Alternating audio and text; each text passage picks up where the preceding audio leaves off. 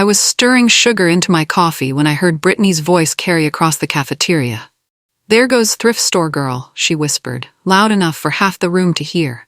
Her friends giggled behind their manicured hands, stealing glances at my simple black sweater and jeans. I paused, the spoon frozen in my cup. The familiar sting hit my chest, but I forced my face to stay calm.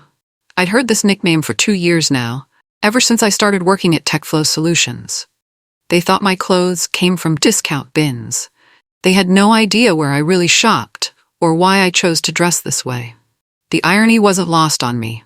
My simple black sweater had cost more than Brittany's entire outfit, but it came from a sustainable fashion brand that didn't plaster logos everywhere. My jeans were ethically made by artisans who received fair wages. Quality over flash had always been my philosophy. I took a slow breath and continued stirring.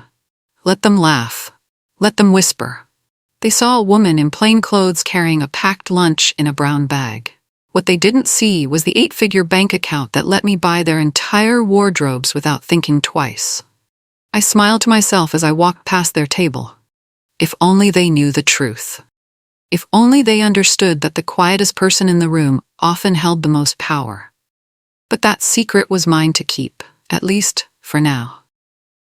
3 years ago, my life looked completely different. I was 26, living in a studio apartment that barely fit my bed and desk. My 2 best friends from college, Henrik and Austin, had joined me in building something special. We worked 18-hour days, surviving on energy drinks and pizza, coding a software platform that would change everything. Our SaaS tool helped small businesses manage their customer data better than anything on the market. We started with 3 clients. Within 6 months, we had 300. By year 2, major companies were knocking down our door. The acquisition offer came on a rainy Tuesday morning. $12 million. Split 3 ways, minus taxes and fees. I walked away with enough money to never work again. But retirement at 29 felt wrong. I loved coding. I loved solving problems. I loved the rush of building something from nothing. The months after the sale felt strange and empty. I traveled for a while, bought a nice apartment, invested wisely. But without a purpose, without a challenge to solve, I felt restless and unfulfilled. Money couldn't replace the satisfaction of meaningful work. So when TechFlow offered me a senior developer position, I said yes. I didn't need the salary, but I needed the purpose. I just never told them about my past success. I wanted to be valued for my skills, not my bank account. Every morning, I parked my reliable Honda Civic in the far corner of the company lot. The prime spots near the entrance were claimed by luxury cars, sleek BMWs, pristine Audis, and Brittany's bright red Tesla that she loved showing off on social media. I didn't mind the walk. The extra steps gave me time to prepare for another day of polite smiles and quiet endurance. Inside the building, designer handbags perched on desks like trophies. Coach, Prada, Louis Vuitton, brands that cost more than most people's monthly rent. My canvas tote bag looked shabby in comparison. I bought it at a local craft fair to support a student artist. It held my laptop, a reusable water bottle, and whatever book I was reading. Simple, practical, perfect for my needs. Ashley from marketing once asked if I got it at a thrift store. I just smiled and said it was a gift. Technically true, I'd gifted it to myself. But explaining that the woman they mocked for being cheap had enough money to buy the entire company felt pointless. I could have driven a luxury car, carried designer bags, worn expensive jewelry. But those things felt like costumes to me, performances for an audience I didn't respect. My Honda was reliable and paid off. My tote bag was sturdy and meaningful. My simple clothes were comfortable and reflected my values. I preferred letting my work speak for itself. Too bad they were too busy judging my clothes to listen. Lunch breaks were the hardest part of my day. The cafeteria divided into invisible territories, each group claiming their usual tables. The marketing team sat by the windows, comparing weekend shopping hauls. The sales group dominated the center, loud and confident. The other developers clustered near the coffee station, debating the latest tech trends. I found a quiet corner table and unpacked my homemade sandwich. Turkey and avocado on whole grain bread with a side of carrot sticks and hummus. Healthy, filling, and cheap to make. At least, that's what everyone assumed. She probably coupon clips, Curtis from sales whispered to his teammate, thinking I couldn't hear. Look at that sad little lunch. What he didn't know was that I meal prepped because I enjoyed cooking, not because I had to save money. The ingredients came from Whole Foods, not the discount grocery store they imagined. But explaining myself would only make things worse. The turkey was organic, free-range, and cost $12 a pound. The avocado came from a sustainable farm program I'd specifically chosen to support. Even my reusable containers were high-quality glass ones that had cost more than Curtis's cheap plastic lunchbox. But these details were invisible to people who judged everything by appearances. Instead, I pulled out my tablet and reviewed the latest documentation for our current project.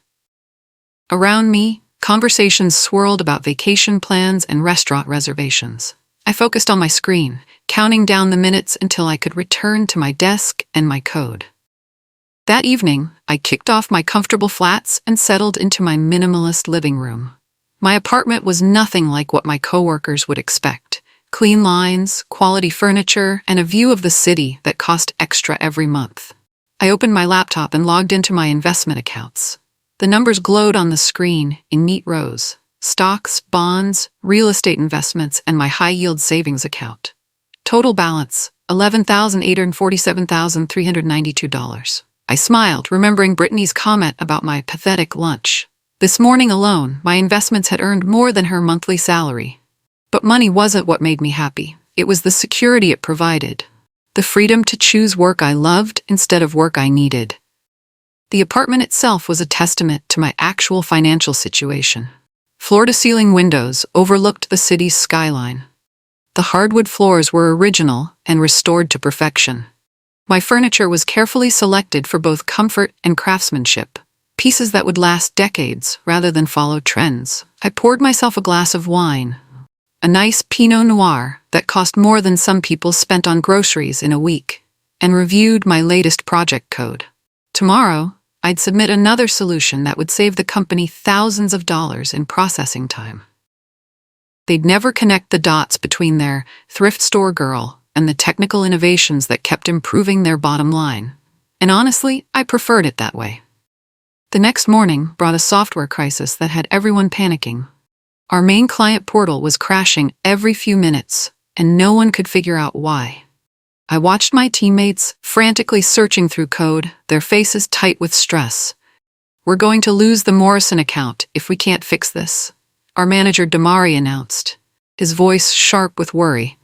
I quietly opened my own terminal and traced through the error logs. Within 20 minutes, I'd found the problem. A memory leak in the authentication module that had been growing worse each day. My fix was elegant and simple, just 12 lines of code that would solve everything. "Try this," I said softly, sharing my solution with the team. Damari tested it immediately. The crashes stopped. The portal ran smoother than it had in weeks. "Brilliant work," he said, but his praise was drowned out by Curtis taking credit for guiding the debugging process and Ashley loudly discussing her contribution to the project timeline. The solution I'd provided wasn't just a quick patch. It was a fundamental improvement to the system architecture. I'd identified inefficiencies that had been slowing down the entire platform for months. My fix would prevent similar problems in the future and improve performance across all user interactions. I didn't argue.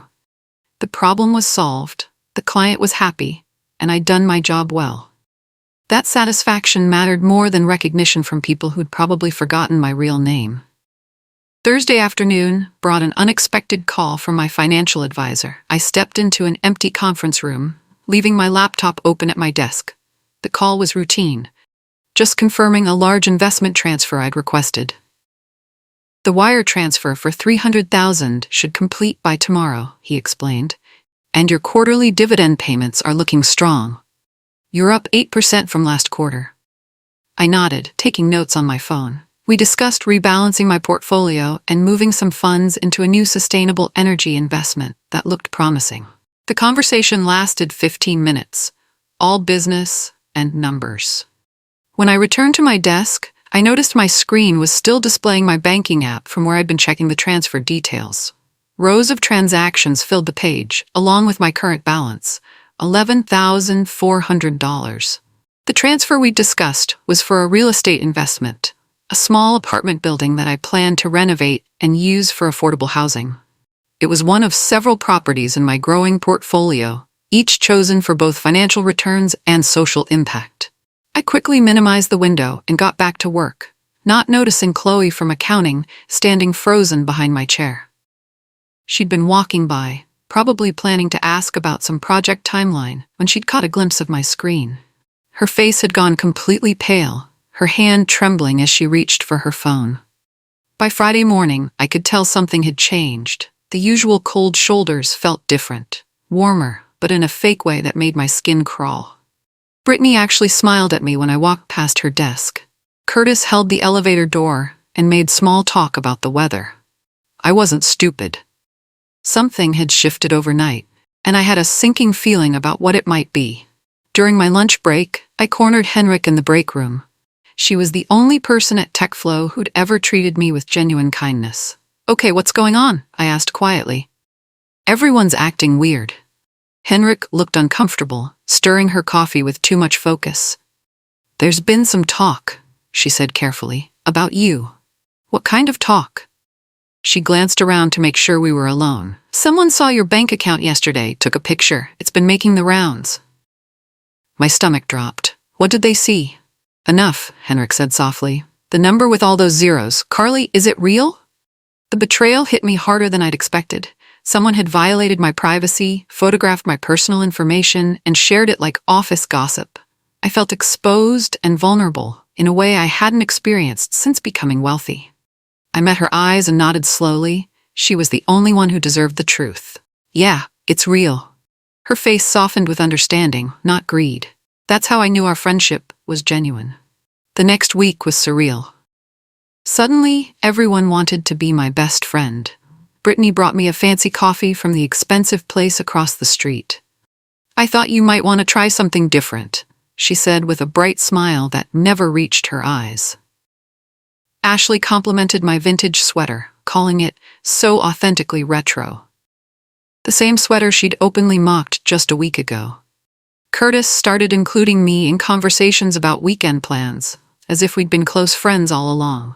I accepted their fake kindness with polite thank yous, but kept my distance. Their sudden interest in me had nothing to do with who I was as a person. They'd seen a number on a screen and decided I was worth their attention. The irony wasn't lost on me. For 2 years, I'd been the same person, smart, hardworking, kind to those who deserved it. But now that they knew about my money, suddenly I was worthy of basic human respect. It was fascinating to watch how quickly people could pivot when their perception of someone's value changed.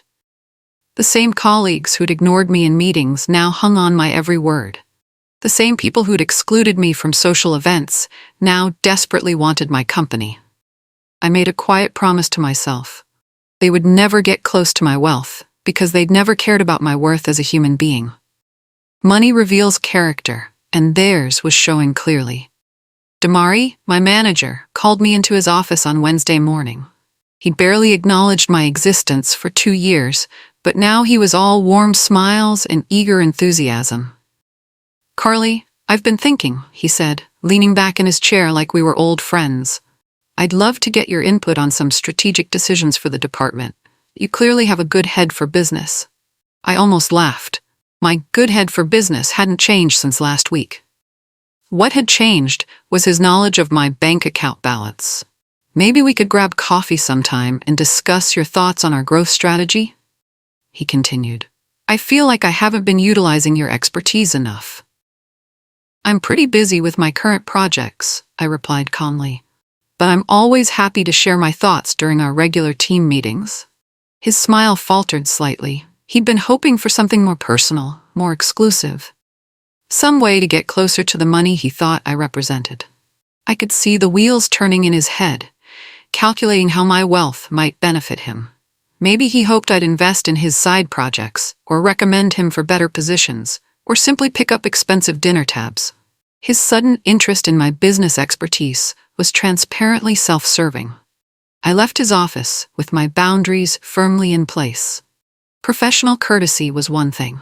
Fake friendship was another entirely. The dinner invitation came on Friday afternoon. Ashley, Brittany, and Chloe approached my desk as a group, all bright smiles and excited energy. "We're planning a girls' night tomorrow," Ashley announced. "Dinner at that new place downtown, then maybe some shopping. You should totally come." "It'll be so fun," Brittany added. "We've been meaning to include you more in our group activities." I looked at their eager faces, remembering all the times they deliberately excluded me from similar events, all the conversations that stopped when I walked by, all the lunch invitations that never came my way. "That sounds nice," I said politely, "but I already have plans." Their faces fell slightly, but they tried to hide their disappointment. "Maybe next time?" Chloe suggested. "Maybe," I agreed, knowing there wouldn't be a next time. That evening, I ordered takeout from my favorite Thai restaurant and spent a peaceful night reading on my couch. Their expensive dinner probably cost what I made in a day at my old startup salary, but my quiet evening at home was priceless. Monday brought fresh rumors. I caught snippets of conversation in the hallway, at the coffee machine, and during bathroom breaks. Everyone had become an expert on my finances. "I heard it's inheritance money," one voice whispered. "No way. Her parents are middle-class teachers," another replied. "Maybe she married rich and got divorced?" "She doesn't wear a wedding ring," came the third opinion. "I think she won the lottery." The speculation was endless and completely wrong. No one considered that I might have earned my wealth through intelligence and hard work. That possibility seemed too unlikely for their narrow minds to grasp. Chloe cornered me by the elevator, her voice syrupy sweet. "So Carly, what's your secret? How does someone our age get so lucky?" "Hard work," I replied simply. Her smile faded. She'd been hoping for a more exciting story, something that might apply to her own get-rich-quick dreams. The elevator arrived, and I stepped inside, leaving her standing there with her mouth slightly open. The truth was often the most disappointing answer people could hear. In our weekly team meeting, Damari tried to position himself as my mentor. "Carly has been doing some really innovative work lately," he announced to the group. "I've been working closely with her to develop these new solutions." I stayed quiet, but my jaw tightened. He hadn't worked closely with me on anything. In fact, he'd barely spoken to me before learning about my bank account. Now he was trying to take credit for months of my independent problem-solving. When it came time to present my latest optimization project, I spoke clearly and confidently about my process. I identified the bottleneck in our data processing pipeline and developed this algorithm to reduce processing time by 40%. Damari tried to jump in with commentary, but I continued calmly. "The implementation is straightforward, and I've already tested it on our development servers with excellent results." The room was quiet. Everyone could see the quality of my work, even if they hadn't noticed it before. My code spoke for itself, regardless of whether anyone wanted to give me credit. I was no longer invisible, and that changed everything. The fake friendship attempts grew bolder. Brittany started stopping by my desk multiple times a day, always with some excuse to chat. "I love your sweater," she'd say, or "Did you do something different with your hair?" Curtis invited me to join the sales team's happy hour, something that had never happened in 2 years. "You should come," he insisted. "You're such good company." Ashley asked for my opinion on everything from project timelines to her lunch choices. Suddenly, my thoughts mattered to people who'd never cared about my mind before. I responded politely to all of them, but I watched their faces carefully. I could see the calculation behind their smiles, the way their eyes lit up when they mentioned expensive restaurants or shopping trips. They were fishing for invitations, hoping I'd offer to pay for their entertainment. I kept my credit card firmly in my wallet and my personal life private. They could fake interest in me all they wanted, but they'd never get close enough to benefit from my wealth. I'd learned to recognize the difference between genuine friendship and opportunistic networking. Henrik remained my one true ally through all the chaos. While everyone else transformed into shallow versions of themselves, she stayed exactly the same, kind, honest, and real. "I feel terrible about how they treated you before," she confessed during one of our lunch conversations. "You deserved so much better." "Respect earned through wealth isn't real respect," I told her. "At least now I know who people really are." She nodded thoughtfully. "It must be lonely, though. Having all that money, but not being able to trust anyone's motives. She was right. Wealth had given me freedom and security, but it had also shown me the ugly side of human nature. People who'd ignored me for years suddenly wanted to be my best friend. Not because I'd changed, but because their perception of my value had shifted. Henrik squeezed my hand across the table. For what it's worth, I thought you were amazing before I knew about any of this. That meant more to me than all the fake smiles and forced compliments combined. The jealousy started creeping in during the third week. Some coworkers who'd initially tried to befriend me began showing resentment instead.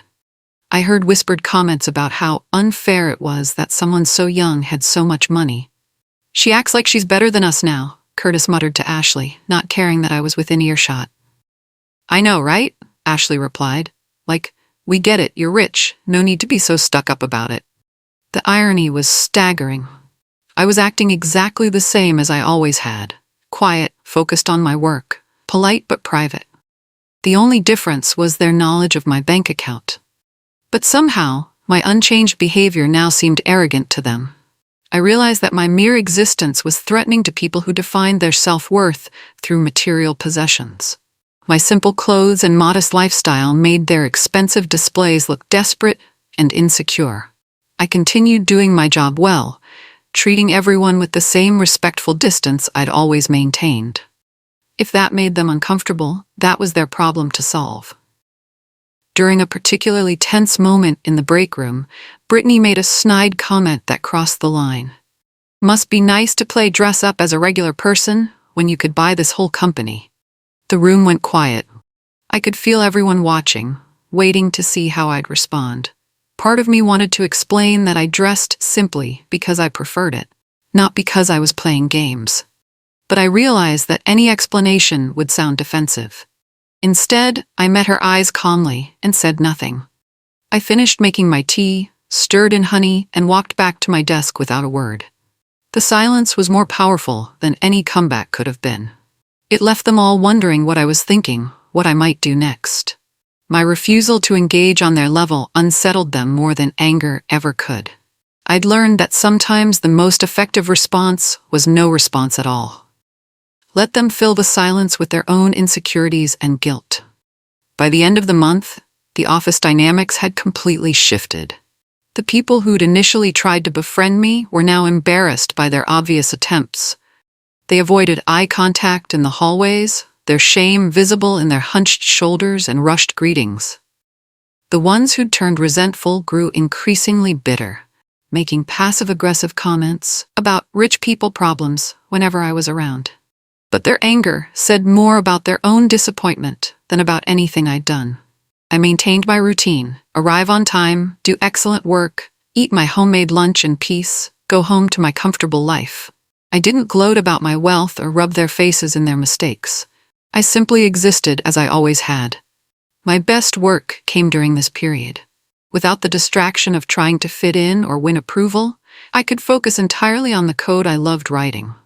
I built tools that saved the company time and money, solved problems that had puzzled other developers for months. The quality of my contributions became impossible to ignore, regardless of how anyone felt about my bank account. One afternoon, I overheard a conversation that made my heart ache.